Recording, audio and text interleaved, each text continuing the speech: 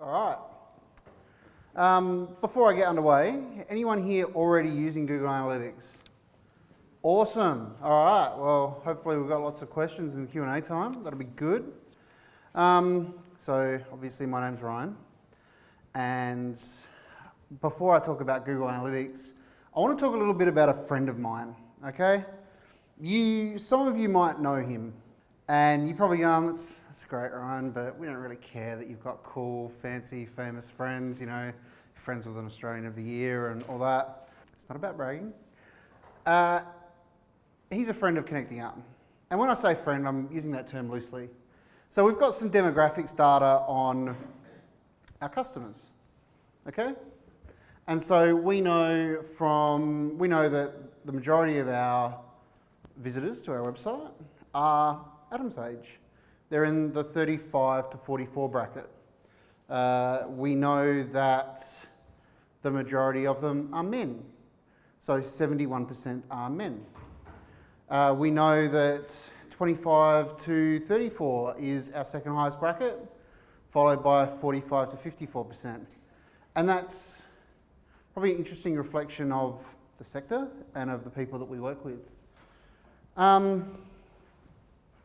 There's all our age breakdown. We also know that the majority of our clients and our visitors are in New South Wales, the most blue area. It's very appropriate considering, didn't they lose the rugby on them? Yeah. So, anyone from New South Wales?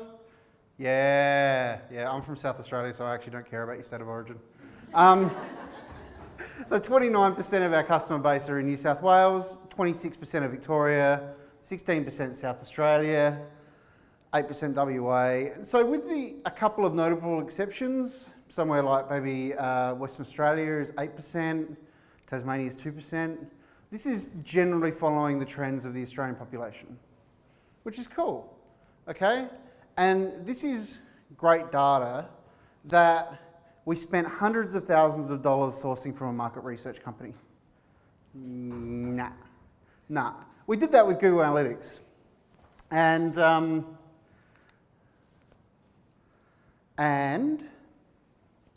we did that with Google Analytics. And what we do is we track our customers through our website. So Google Analytics works by installing a small piece of code on your website, and it talks back to your visitors when they arrive. And it's all anonymous. The demographics data that I'm talking about here, very, very new. It's only been available for a few months, and it's not available with every visit. So I'm basing all of this demographics data on around about 10% of our visitors. So it's enough data. We get quite a bit of traffic, so it's enough data to make some decisions. And this is not working for me at all, so I am going to go to plan B.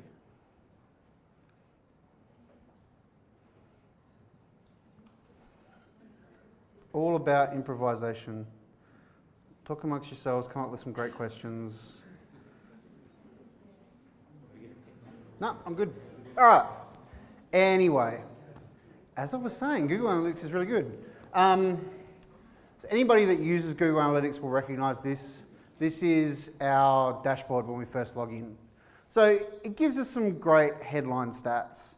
And if you're tracking things on a day-to-day basis, seeing where your visits are at, whether your traffic's increased on a particular day, this is probably just a good overview to have a look at. And you can see here, this is the number of sessions that we get, so the number of times somebody visits our website. And you can see for us, it goes up and down. And for a lot of you, it's probably quite similar. So for us, these down patches are weekends.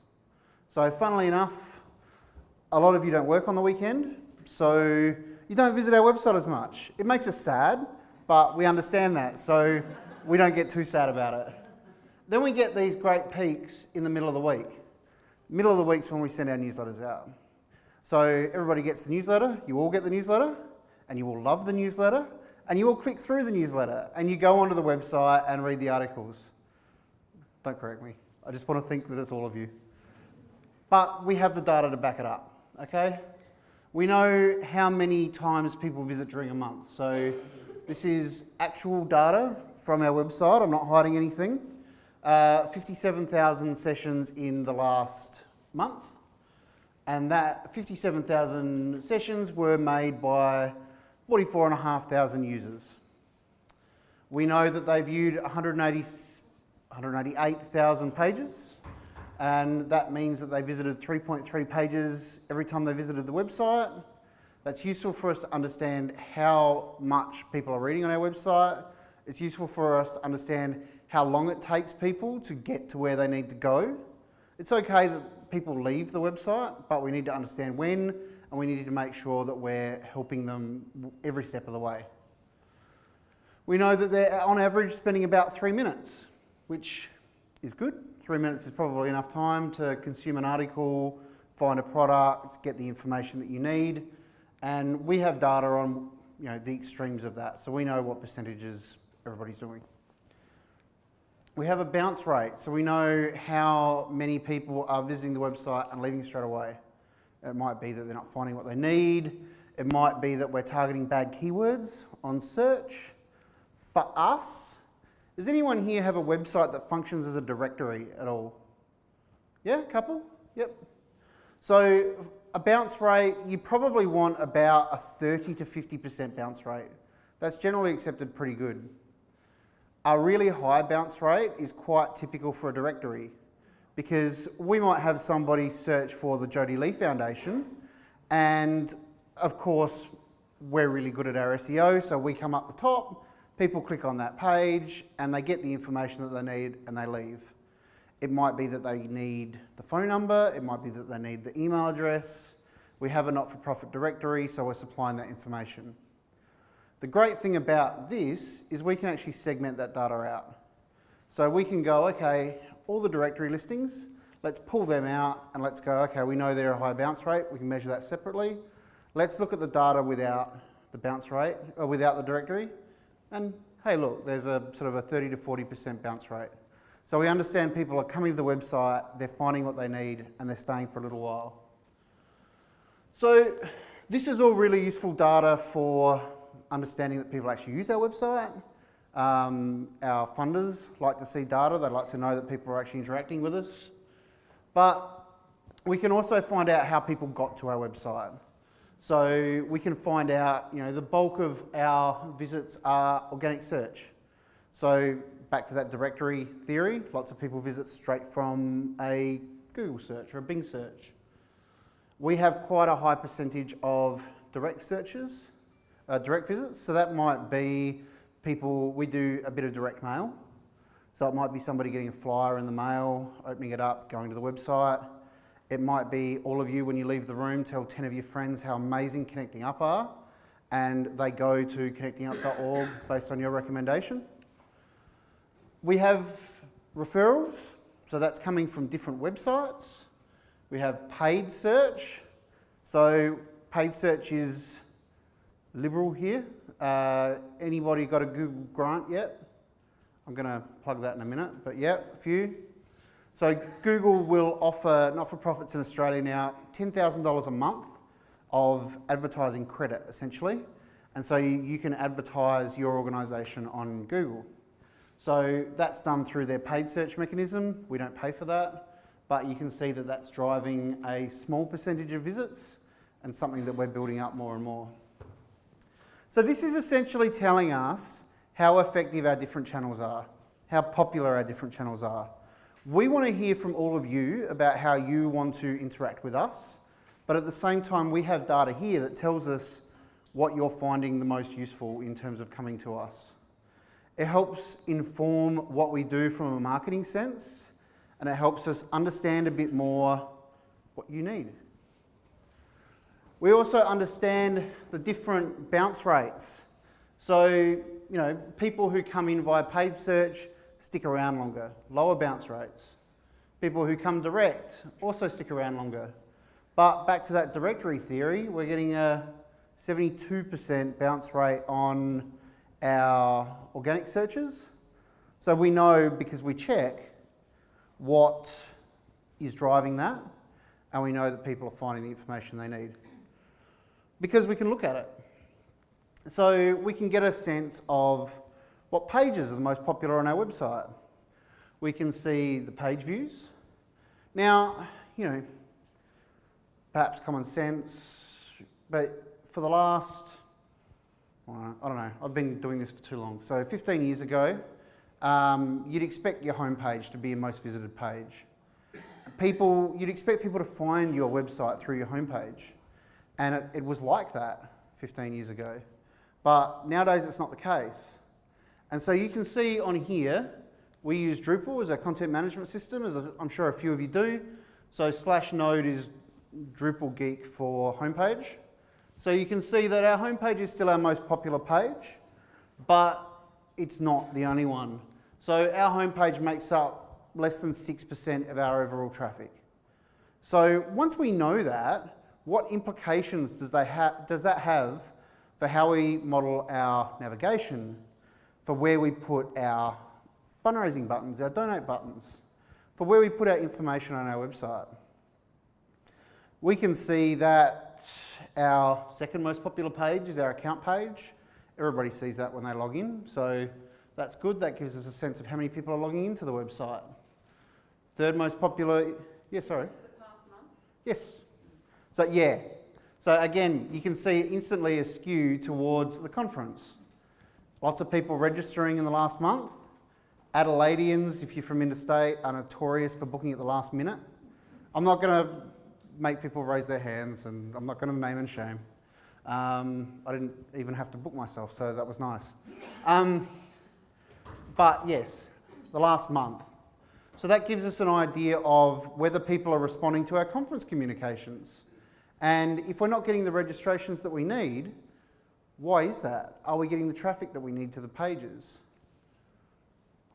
Our donations program is obviously our biggest program, so we can see how much traffic is going to that. It just gives us a sense. But we can take that a step further because we have a whole range of donated products. So what are people going to the website to find? Office software, funnily enough, is the most popular. Who would have thought that people were after Microsoft Office? But we can use that information to inform what products we need to promote more. We can use that information to promote different links. We can use that information to inform what pages we need to optimize. You might have this data and you might go there and you might see that your most popular page on your entire website is your contact page. Or maybe your contact details need to be more visible on every page of the website. You might look at this data and you might find that your least important page, your privacy policy, is your most popular page. Well, you probably don't actually want that, do you? So this data can sometimes be really confronting, but it's really useful. It gets more and more complex the more pages you've got on your website, but you can segment it out. I'm not really going to go into SEO today, search engine optimization, but if you've got good, clear URL paths, so for us that's things like connectingup.org/donations, we can start segmenting out traffic, creating different slices of our analytics data based on the different sections of our website. And so that allows us to really drill down into what's popular in that program, what's popular in that program, what isn't as popular as it should be, what is really overrepresented, and work on that. Now, this is great for web stuff, okay? But this is not telling us whether people are looking at our posters. This is not telling us whether people are looking at our postcards. It's not telling us whether people are looking at bumper stickers. And it doesn't quite give us information about how they're coming through, what Facebook posts they're coming through, what Twitter posts they're coming through. So we can take that a step further. Google are some quite clever monkeys when they try. So we can start to track campaigns wherever they are with a simple little piece of code that they've developed that, again, doesn't take any effort on our behalf, really. They even give you a builder to do this for you. It looks really complex, but Click a couple of buttons and Google will do it for you, and here you go. So what we have here is a standard connecting up URL. To stay topical, I've used the conference URL, and then a whole bunch of Google Analytics stuff at the end. And what we can do with that is we can analyze where the lead came from. So how did that person get to our website? You know, did they come from a newsletter? If they came from a newsletter, which newsletter did they come from? Sorry, Aaron? Where did you find that code in the Google Analytics site? I'm going to give you a link to the URL builder afterwards. So if you're on your laptop now, you can just do a search for Google URL builder, and there's a page on their help site that's got some boxes and you can enter it and away you go. So we can look at the source. So in this case, I've made up a fictional example of a CU15 newsletter. That's a conference newsletter. You might make that newsletter 27/05/2015 date.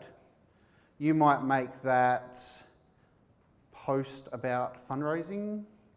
You might make that donation request on Facebook.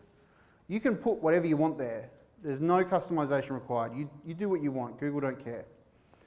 So that helps you understand what drove that person to your website. Then we can take that and look at the medium. So what did they get with the URL that took them to the website? So was that an email? Was that, Google call it CPC, cost per click, your ad grant? Was that a banner on another website? Was that a Facebook post? And really drill down into, okay, we've talked a lot about social media in the last couple of days, but what posts are working for our audience? We can talk for days about how much, in theory, you should post based on all the aggregate data from everyone, but all of our audiences are slightly different. Younger, older, male, female, different cultural backgrounds, everybody has different behaviours. So we can measure it and find out what's going on. And lastly, we can dictate what the actual campaign is. So this is where I would put in something like Facebook, the date, and a rough, short version of what the message was. So it might be organ donation. It might be, if you've got a lot of case studies, it might be Fred's story. And start to understand, okay, that's the campaign we were running, that's what was driving people, that's what they were doing. But that is a horrible URL to give to people. No one is going to sit there and spend 4 hours reading that URL. That's ridiculous. So let's do some more measurement. Let's track them with a URL shortener. Anyone here use Bitly? Yep. Few? Excellent? Excellent. Everyone, when they're using Bitly, logs into an account, don't they? Yes. Good. If you don't have an account, you can set one up. They're free. If you're using Hootsuite for your social media, you can use the inbuilt Hootsuite shortener. And you paste that ridiculously long, complex URL into Bitly or Hootsuite or whatever you want to use, and you can customize that. So in this case, I've just made it CU15 conference. That's a nicer URL. And that's something that if people need to, they can type that in. But behind all that, so this gives us another level of data because it tells us how many people access the Bitly link. Bitly will measure that separately. Then it tells us all of the analytics stuff because Bitly will send people to that full link, which is great because then we can do things like this. And so this tells us all of our campaigns. So connecting up branding is just an ad on Google AdWords that says connecting up. If you're not doing ads with your name, that's a really good idea because people are more likely to click on the ad than they are the organic search results. Don't ask me why, but Google do studies, and who am I to argue with Google? You can see Connecting Up Conference. I know, because I set it up, that that's a conference cost per click AdWords campaign. Donatech, sure many of you are familiar with donor tech. People still search for donor tech, so we still run ads based on donor tech to make sure that people are aware that that's now our donations program and drive them to the right pages. Then we have all of these. So while I've shown you how to use the URL builder, well, what makes up one of those URLs, you can integrate that with a whole range of different solutions. If you use MailChimp, there is an analytics integration for MailChimp, and you basically just enter what you want to call your newsletter, and it appends that to all of your links in the newsletter. Do it once and they take care of it for you, which is great. They add a little bit of a guff at the start, but this lets us track which campaigns are driving people to the website. And it lets us know what they're doing when they're on the website. So, we can see the percentage of people who are just looking for the Connecting Up name that are new to the website. We can look at the people that are searching for information about the conference or any of the keywords that we're targeting for the conference, and how many of those are completely foreign to Connecting Up.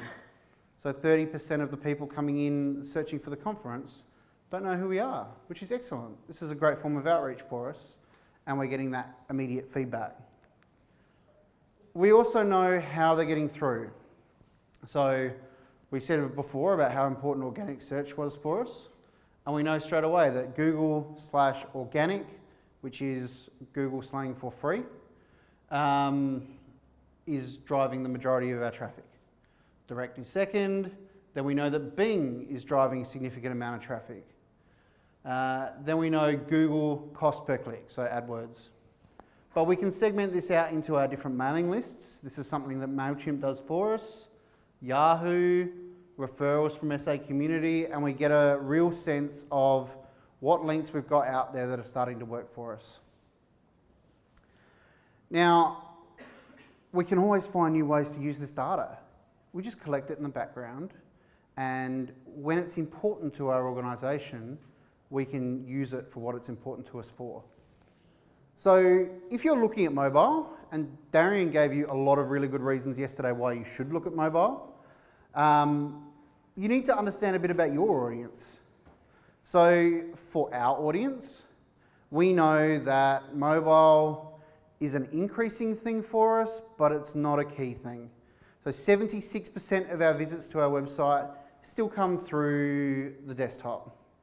17% come through mobiles and 7% through tablets. We have a mobile site, but we get that understanding from that graph of just how important mobile is to us. So that's our audience. I took this from another website that I'm involved in. Now we've got 50% desktop, and we've got 38% mobile, and we've got 12% tablet. So for this organisation, how important do you think mobile is to them? Okay? But we know that. I get questions all the time about, we want to make an app. Okay, what's it going to do? Oh, we just need one. I don't know how many CEOs there are in the room, but how many times does the CEO go, I've heard about apps, we need an app. Sorry, James. We need an app, find something for it to do. So we take the analytics data and we go, okay, well, we know that Android is the bulk of the mobile market. And we know that iOS is almost as much, and then we've got BlackBerry and we've got Windows Phone and down the bottom. But analytics can tell us, okay, what are our clients using to access our website? So I can see straight away that iOS is 50% of our traffic, 60% of our traffic. So conventional wisdom would say that if the majority of phones sold in the market are Android, that's the first platform we should target. This tells me that for our audience, that's not the case. The majority of our customers use iPhones, so if we were going to invest in an app, we would start with an iPhone app. I have seen organisations who Windows Phone is about 3 or 4% of the market at the moment. Their customers might be 40% Windows Mobile and might be 20% iOS and the remainder Android. What do you think they're going to do? They're going to start looking at a Windows app, which is not something that you'd usually do. So that's really just like the bare basics. We can use Google Analytics for so much more. We can look at the keywords that people are looking for us in search queries. We can look at the landing pages people are arriving to. We can look at the navigation flow. We can make sure people are finding it easy to find what we want them to find on our website. We can measure whether people are coming to our website and making a donation. And using our average value of our donations, we can use that to track how much that's worth to us. So how many times does somebody have to visit the website before they make a donation? And if we know how much that donation's worth to us, we can track back and we can work out how much it costs to make that conversion. Social media, AdWords, user demographics, a whole lot more. I'm just skimming the surface. Now, there's a few of you who aren't using it, so if you're not using it, how do you get it? It's free. Anyone who was in my masterclass on Wednesday will know I like free. It's the right price. So you can register at analytics.google.com. You will need a Google account.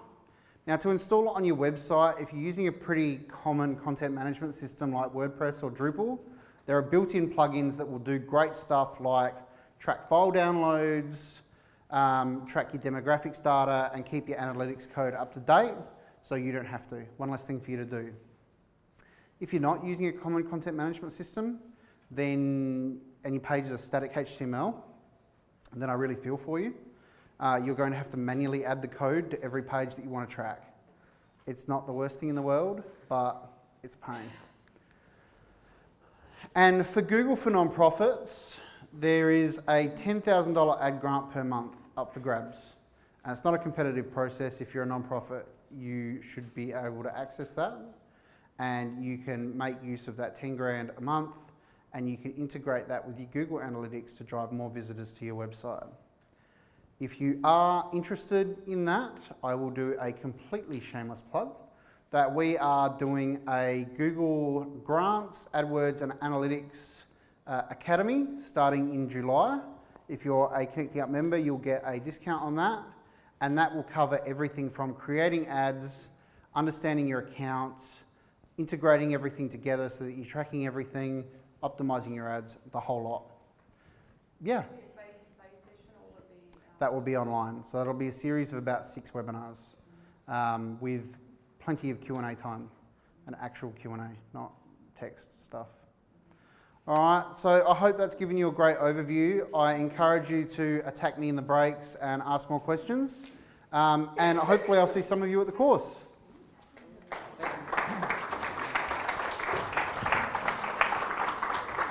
Thanks, Ryan. You're right on time.